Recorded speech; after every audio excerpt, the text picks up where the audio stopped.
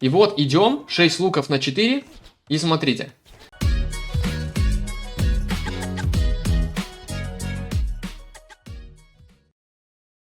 Приветствую всех! Давайте разберем каточку одного из моих учеников, Ник Мэй. Играет он на португальцах практически всегда и исполняет определенный билд. И пытается апнуть 1300. Думаю, эта игра будет полезна тем, кто, ну вот, задротит в рейтинг, пытается там что-то вот апнуть, что-то вот попадать в какие-то ситуации сложные. Ну, погнали. Погнали по ситуации, все разберемся, не спеша посмотрим. Стандартная Аравия, рейтинг 1252 у красного Тони Холмс. Дискордовский ник какой-то у него. И ацтеки. Ацтеки нация, которая недавно ей вернули бонус на ускоренное производство военных юнитов. Соответственно, она сейчас на подъеме, можно сказать, на самом деле. Ее раньше так, типа, ацтеки, чё? Ну, такое, типа, среднячок, можно сказать, да? Ну, топы-то котируют ее сильно, да. Но на обычном рейтинге без рыцарей там, да, играть сложновато. Всякими вот этими монахами сложновато, да. Поэтому, но здесь, возможно, этот бонус поможет. Ну, давайте посмотрим, что у нас делает Ник Мэй. Он на португальцах, нация очень сильная на любых картах. Ну, почему на Аравии она сильная тоже? Ну, во-первых, потому что на Аравии всегда у нас 6 кустов, и с кустика 3 креста, когда работают, собирают еще как дополнительный крест на дереве, получается. 3 креста на ягодах, ну, как бы, они собирают ягоды, 3 на еде, и еще дополнительно как 1 на лесе работает.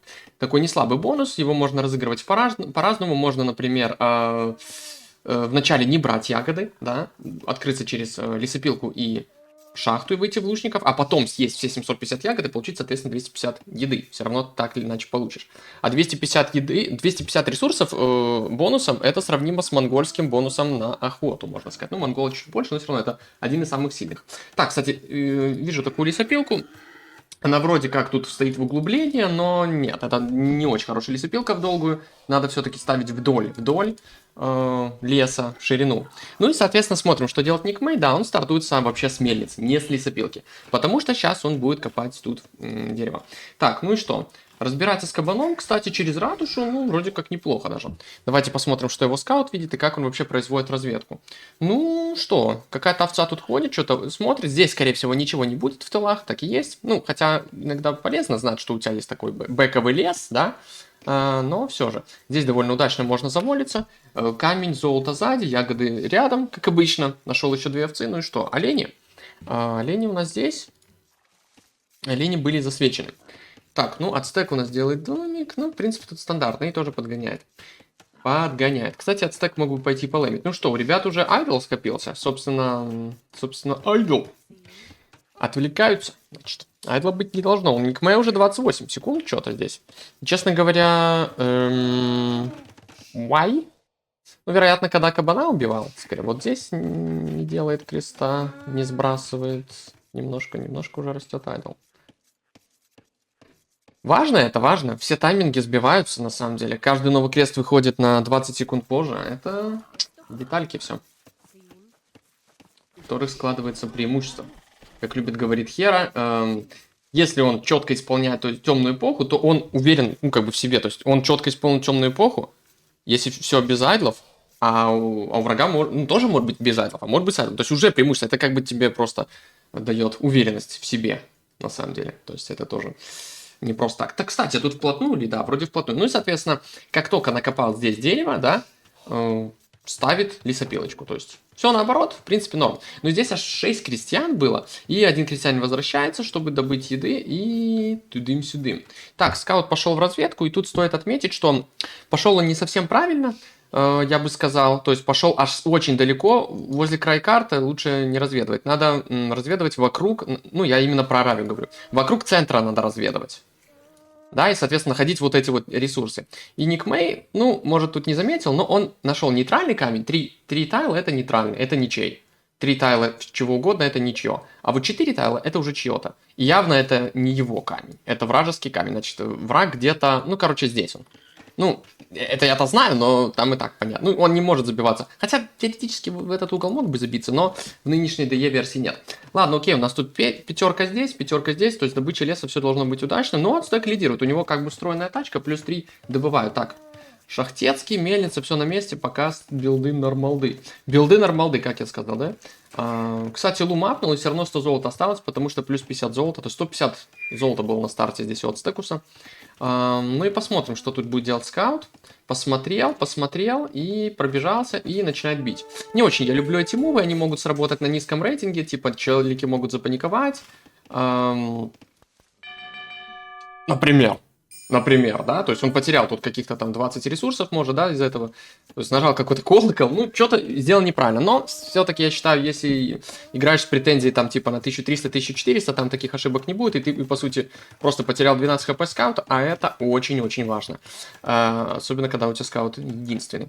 Так, соответственно, что за билд? Выход на золото здесь, барак добавляется, леса мало, но вроде добывается много. Кстати, лесопилка вот это слишком форвардная, я бы сказал, да, и, возможно, здесь можно было сделать... Блин, леса, конечно, далекие, ничего не сказать. У этого чувака, собственно, тоже. Может, надо было сюда ставить? Два леса рядом. Немножко непопулярное решение, олдскульное, но кто знает. Ладно, скаут уходит еще раз сюда. Честно говоря, не знаю даже зачем. Но да бог с ним. По-хорошему, сейчас скаутам надо просто проверять, что там идет драш или нет. А драш идет. От стека, опять же, производится быстрее пехота. Так, ну здесь два креста, как будто бы можно заволить туда-сюда. Ага, смотрим на этот лес. Приволил странно на самом деле. А, здесь лес приволил, понял. Здесь окей. Короче, когда приволиваешь лес, важно помнить, что было место под вот эту всю фигню. Чтобы кресты работали. Так, здесь у нас интересный момент. Оп, и закрыл. Да, немножко туда-сюда, но на самом деле очень четко. Орел встал посередине, крестьянка начала бой, закрыл последний момент и повоевал, и все. И то же самое. Ну, раненый крестьянин, и что? В конце концов, отведи под ТЦ, пусть работает на деревьях или на ферме, да.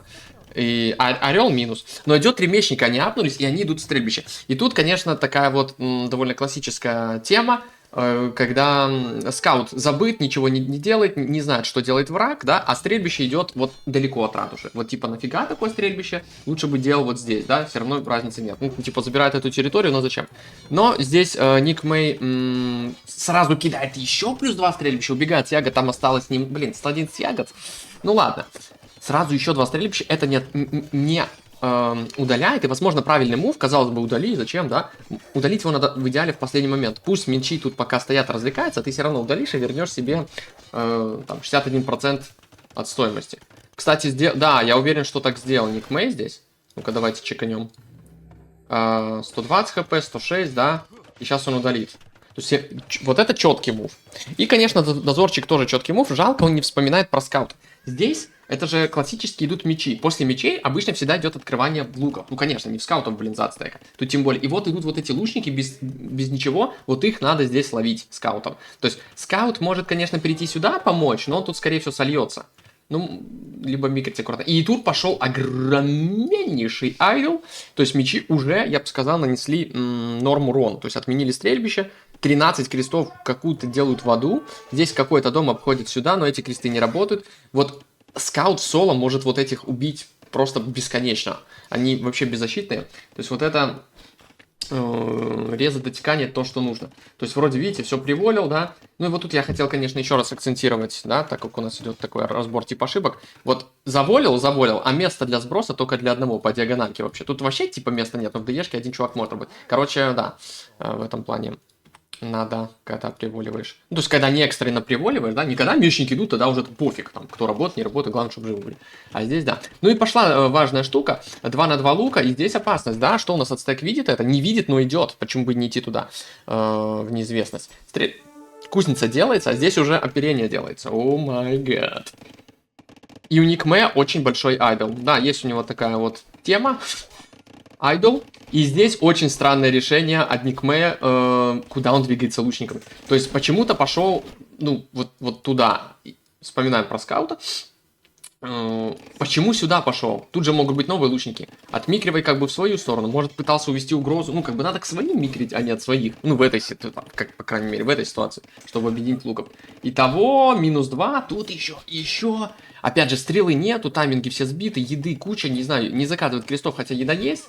И это какой-то просто дизастер. Эти кресты здесь. И даже тут сломали мечи. И даже убили сразу. Стрела опять же есть. И тут просто отстать, как будто на тайминге наказывает. Хотя бы этого лучника убьет. Нет, все, просто теряет. Кресты уже идут в вилвар. Просто Титаник по цифрам. Ничего не делается. Опять же, вот это 295 еды уже 2 минуты висит. И здесь вроде с мечами разобрались пока. Но это же минус 3, правильно? Это же минус 3. Скаут все еще вообще вот просто жесть. Просто жесть. Кусты забыты, первые фермы, кресты 2 заказаны, но до сих пор нет стрелы, то есть, ну, такая приличная паника идет. 2 минуты еще айдла, помимо всего, то есть отставание на 6 крестьян. Кстати, обратим внимание, да, что ни один из игроков не сделал топорик, но обычно замечников понятно, почему так, а вот ник Мэй забыл. Так, здесь луки, опа. Ну, кстати, 2 креста, походу, выжило, здесь еще 2 лука, у португальцев все-таки дешевые, здесь, честно говоря, не совсем понял. Но они были немножко ранены, ну и тут грамотно размикрил их. Так, еще здесь мечники заканчиваются. И, в принципе, окей. Но вот сейчас надо резко. Вот ты убил 3 юнита, надо очень резко идти на форвард пытаться. Делается хомут. Так, ну давайте посмотрим. Хомут, топорик неплохо, типа, вспомнил. Окей, хомут готов. Ну, получается 3 фермы без хомута. Остальные вот с хомут... Так, не совсем понял. Ник Мэй отменил хомут. Посмотрите на это. Он типа вспомнил про экапы, прожал их, а потом подумал. Тоже неплохо, думать потом. Отменил, хомут не сделал. Согласен, на самом деле. Когда у тебя дерьмовая ситуация, надо халявить. Надо не пытаться угнаться за всеми. Надо на чем-то халявить приходится. И согласен, что хомут нафиг нужен. Мы играем тут уже в отставающий. Отставали пипец. Там 9 крестьян. И вот идем, 6 луков на 4, и смотрите. Идет, не видит, не на патруле, к базе идет. И смотрите, что происходит. Еще микрит не очень круто, добивает только одного, второго. 6 на 4, и в итоге 2 выжило. У того, у кого было 4 лучника у красного. Охренеть, минус 6, а тут, кстати, 6 2 лука разменялось. То есть, вот так вот никогда нельзя делать. Патруль просто обязателен. Либо смотришь на армию нон-стопом, либо просто вот хочешь пойти на форвард, патруль. Лучше пусть они подерутся, даже с-под холма. Так еще на холме очень грамотный мув здесь от Ацтекуса. Давайте это посмотрим. Ну и, соответственно, да. Тут еще есть под холма, то есть максимально плохо. Так, ну что тут? Ферм уже нормально от стека. Лесопилка, конечно, не очень, но перестроил вторую, которая тоже, блин, не очень. Кстати, он делает хомут, опять же. Блин, для понимания, хомут никак не влияет на вот эти вот фермы. Когда они потом пересеются, да, но сейчас он никак не влияет. Вот на эти, да, они будут более жирные, больше еды в них будет. Окей. Здесь, кстати, ягоды дожираются, это точно правильно. Ну и, соответственно, жесть. 4 минуты 23. 4:23 это очень большой айдол для феодала. Такое не знаю, как комбэкать. Но лучники все еще дешевые, португальцы, и их технологии... Блин, постоянно не могу подобрать слово. Технологии апаются, нет. Технологии... На английском могу сказать, на русском нет. Опа! Так, а тут уже совершил ошибку Ацтекус. Смотрите, какая развалочка. Ник Мэй ответочку дает. Немножко совсем ошибся. Опять же, не на патруле шел и получил в табло лучнички. Так, ну посмотрите на ресурсы, да? Еще рынок есть, он что-то там торгует, покупает замковую эпоху, но не нажимает, приходит на золото Ник Мэй. И как будто это его момент. Луков делает постоянно, заказал тачку, которая на 25% быстрее изучается, вот слово изучается. Нажал такие замки, но с довольно таким нормальным затупом, я так понимаю, на минуту вырастут. Да, минуту тупил, сидел Ацтек здесь. И делает вышку. Вот это типа классическая ошибка здесь от Ацтека. Он делает вышку... спешит, не подождав. Вышка-то херовая. Вышка никак не дефает золото. Даже феодальные лучники, стоя здесь, просто отбивают золото. То есть надо было подождать, пока скирмы отодвинут, и вообще тебе эта вышка не нужна. Ну или, грубо говоря, поставь ее уже нормально, чтобы она что-то делала. Особенно в замковой эпохе она вообще бесполезна. Ну, она фермы кроет, понятно. Здесь, кстати, на холме, без брони у нас скирмы. Ну, кстати, на самом деле, полный Титаник здесь у Ацтека. Немного он начинает сыпаться. Золото только сейчас начал добывать. Вообще непонятно, ему как будто надо играть в орлов на тайминге, но что-то у него не получается. У него, один барак, орлы не закаде, армии нету, куча леса. Зачем Ацтеку лес? Здесь, кстати, лучники не пошли в обход. Ну, зато еще новые подходят, и вышка довольно-таки мусорная. Ник Мэй, в свою очередь, уже засеялся и лепит луков, как бы. Лепит луков, а тут, кстати, дырка. Делает второе стрельбище здесь ацтек. Ну, он вообще, как будто в скирмо будет играть. Здесь, кстати, еще нашел крестьян, то есть вообще незащищенная экономика получается. Уже четвертого креста убивает и заходит в дырку. Ацтек я тупо не ожидал этого, лоу. И пошла микруха Маклаевна. И лучники быстрее, крестьян. Здесь что? Здесь просто отбил лес. Еще какие-то трупы, миллиард трупов уже. На самом деле. Переход от ацтека, но как будто бы непонятно, что делать. Вторую стрелу, конечно, можно заказать. Но на кого? Да, здесь действительно с кермом делает. И у него есть рынок, но резко ресурсы встали. Хотя у ацтека прямо сейчас еще на 1000 плюс больше добытых ресурсов. Удивительно. Но как будто где его ресурсы? А где? В замковой эпохе они. Ну, вы поняли, короче. Слово на букву Z. Да. Ягоды, блин, не доел. Ну, издеваешься надо мной. Ладно. Ладно, окей. Итого 6 скирмов, чувак, вышел. Очень странно, что он не делает орлов, но как бы да. Никмэ здесь как бы нанес урон и отходит. Отходит здесь. Ну, в теории, я бы сказал, что это до какой-то степени ошибка, возможно. Стой на золоте и убивай, ну, не давай добывать золото. Да, конечно, могут тогда апнуться элитные скирмы там через рынок, и тогда наваляют.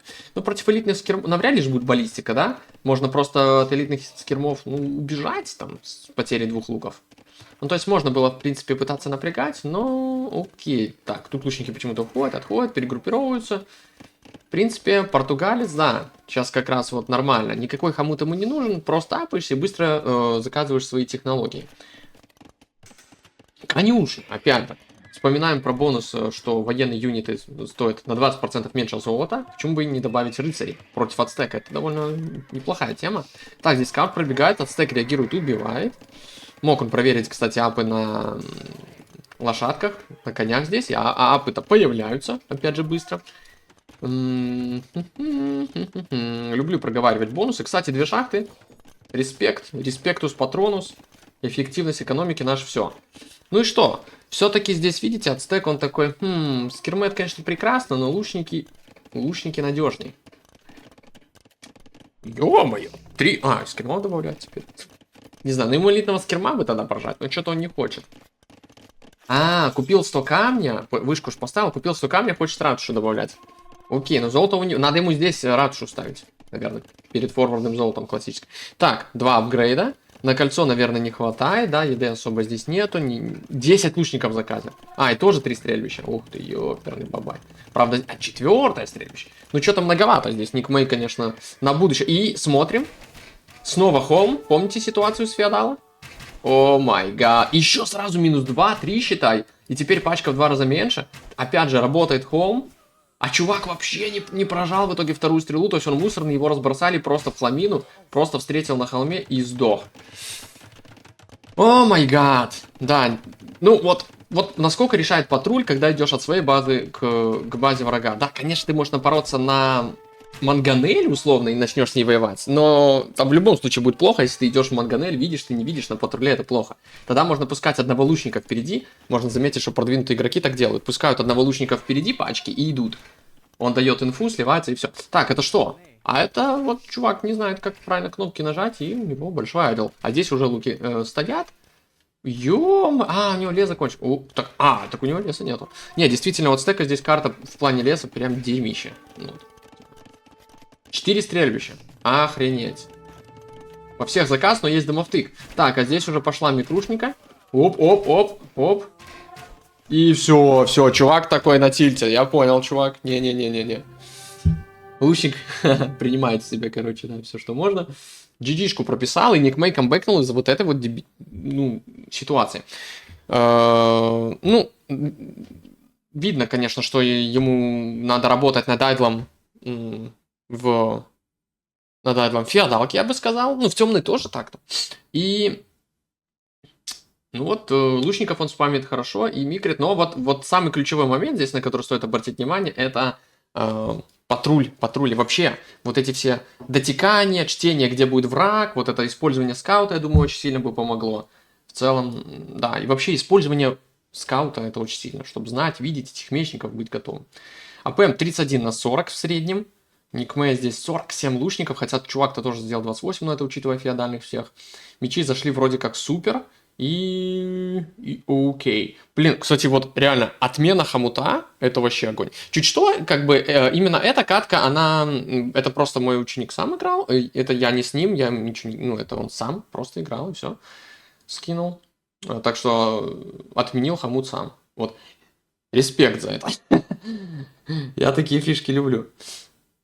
Да. Итак, 1.87 здесь КД неплохое было. Хотя его вначале подловили самого. Там действительно было жестко. 6 луков потерял, убил всего лишь двух. Добытый лес вот столько больше. Вашу мать. Стройная тачка помогла. Ну да, камень даже никто не добывал. Ну, золото с 2 шахт. 3 минуты, 3,5 минуты разницы здесь. Жесть. Жесть. Кстати... Так, а как тут чекнуть? Да я лучше вот так вот показательно. Посмотрите, какой камбэк был. Так-то. Где вот мечники там все перебили, да? Наверное, вот здесь лучше всего видно. Ну, даже вот где-то здесь. Там, посмотрите, минус 6 крестьян. Армии вообще нету, да, они ну, армия этот скаут, который забыт просто на века. То есть ни хера нету, и кресты будут еще теряться. И вот с такого можно камбэкать. Ну, чем ниже рейтинг, тем с более херовой ситуацией можно камбэкать. Чем выше рейтинг, количество ошибок становится меньше, и камбэкать, соответственно, становится тяжелее. Но, ну, то есть на 1800 в камбэк с такой ситуацией, ну, там это что-то 1 из 500 игр, мне кажется. Вот такая катка. Обязательно напишите в комментах, реально, кто что не знал, что я сказал, или напишите, вообще все знал, вообще такая элементарщина, типа, иди нафиг. Все, жду фидбэк.